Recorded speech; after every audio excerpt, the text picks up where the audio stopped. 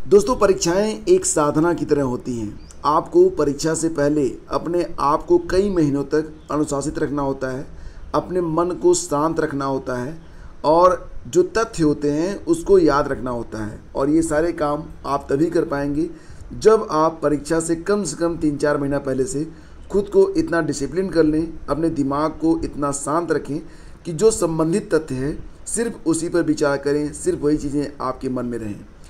तो अगर लगातार 4-5 महीने तक जो व्यक्ति इस अवस्था में रह सकते हैं, वो लोग कोई भी परीक्षा हो उसको क्रैक कर सकते हैं। बेसिकली जो इतना लंबा सिलेबस रखा जाता है वो इसीलिए रखा जाता है ताकि जो स्टूडेंट इस परीक्षा में शामिल हो, यूपीएससी हो, यूपीपीएससी हो, कोई भी स्टेट पीसीएस हो या फिर कोई भी बड़ी परीक्षा हो, तो एक तरीके से ये उनके संयम और धैर्य की परीक्षा होती है कि वो कितना संयम दिखा सकते हैं, कितना धैर्य दिखा सकते हैं। बात करते हैं यूपीपीसीएस 2022 के बारे में। कल जो जितने भी लोगों ने परीक्षा दी है, शामिल हुए परीक्षा में, उनको पता होगा कि जो क्वेश्चन पेपर रहा, क्वेश्चन पेपर देखने में आपको पिछले 2 वर्षों से 2020-2021 की अपेक्षा आसान लग रहा था, लेकिन जो विकल्प दिए गए थे, विकल्प काफ़ी जो है नियरली सेम थे और विकल्पों में से सही विकल्प चुनना ये काफ़ी मुश्किल काम था।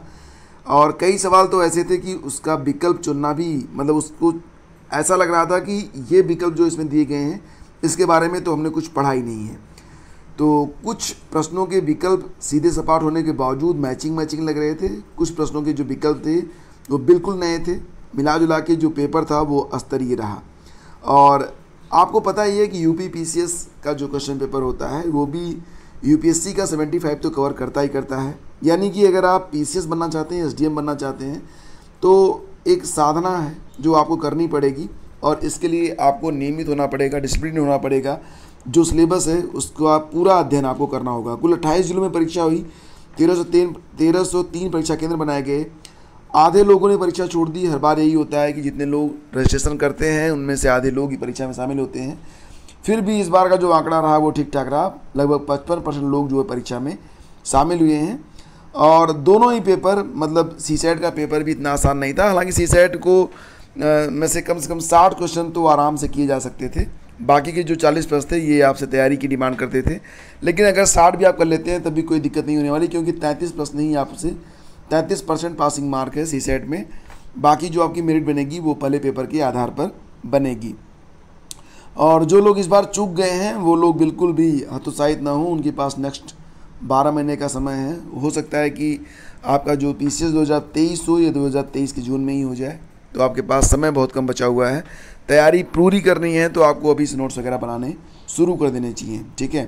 वैसे भी कहते हैं ना, सफलता की जो यात्रा होती है वो इतनी आसान नहीं होती है, उसमें तो कुछ कांटे तो आपको चुभेंगे ही। तो इसी से संबंधित ये खबरें यहाँ पर हैं।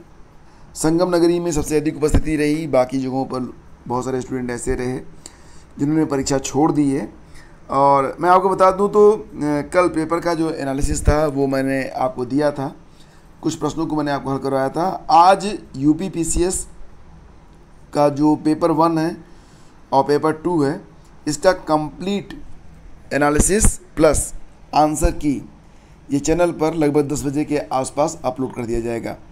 तो आप लोग ज़रूर देखिएगा और ये सारे प्रश्न बिल्कुल ऑथेंटिक रहेंगे, ठीक है। थोड़ी सी जुकाम हो गई है, कोई बात नहीं।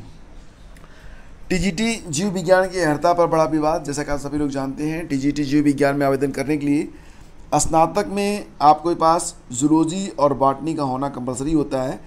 लेकिन पिछले कई वर्षों से बहुत सारे स्टूडेंट ऐसे भी हैं जो माइक्रोबायोलॉजी, टेक्निकल बायोलॉजी और भी कुछ नाम होते हैं, जैसे कि औद्योगिक सूक्ष्म जीव विज्ञान, इसको क्या कहेंगे आप, इंडस्ट्रियल माइक्रोबायोलॉजी कहेंगे आप, बायोटेक्नोलॉजी कहेंगे, लाइफ साइंस कहेंगे।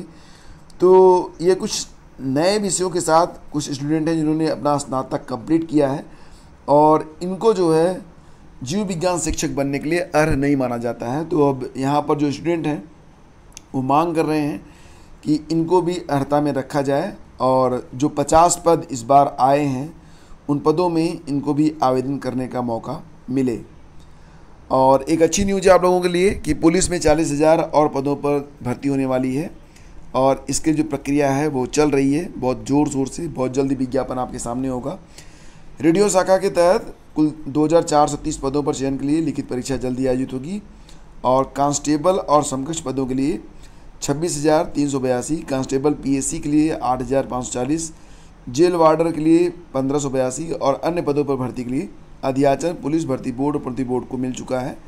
जल्दी प्रक्रिया स्टार्ट होने वाली है, बहुत जल्द आपको नोटिफिकेशन भी मिल जाएगा। तो ध्यान दीजिएगा कि 40,000 पद आने वाले हैं और अब इन्हीं 40,000 पदों में से एक सीट आप अपने लिए रिजर्व करने का कोशिश करिए, कड़ी मेहनत करिए। जब तक पढ़ेंगे नहीं तब तक कुछ होने वाला नहीं है। और दरोगा भर्ती के 2020-21 का अंतिम परिणाम जारी कर दिया गया है। तो उत्तर प्रदेश पुलिस भर्ती और प्रोन्नति बोर्ड ने उप निरीक्षक नागरिक पुलिस के 9,027, प्लाटून कमांडर के 484 और अग्निशमन द्वितीय अधिकारी के 23 पदों समेत कुल 9,534 पदों पर हुई भर्ती का अंतिम परिणाम जारी कर दिया है। परिणाम आपको वेबसाइट पर मिल जाएगा। और मैक्सिमम ऐसे अभ्यर्थी चयनित हुए हैं जिनकी उम्र 25 साल या इससे कम है। तो ये जो रिजल्ट है और कट ऑफ है, आप यहाँ पर देख सकते हैं कि अभिलेखों के सत्यापन और शारीरिक दक्षता परीक्षा के लिए कुल 36,170 अभ्यर्थियों को कट ऑफ जारी करके बुलाया गया था। अभिलेखों के सत्यापन और शारीरिक दक्षता परीक्षा के आधार पर अंतिम चयन परिणाम घोषित किया गया है।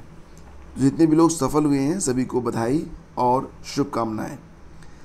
इलाहाबाद विश्वविद्यालय और जुड़े हुए जितने महाविद्यालय हैं, सर्वर ठीक से काम न करने के कारण जो लोग परीक्षा नहीं दे पाए हैं उनके लिए नई एग्ज़ाम डेट जल्दी घोषित की जाएगी।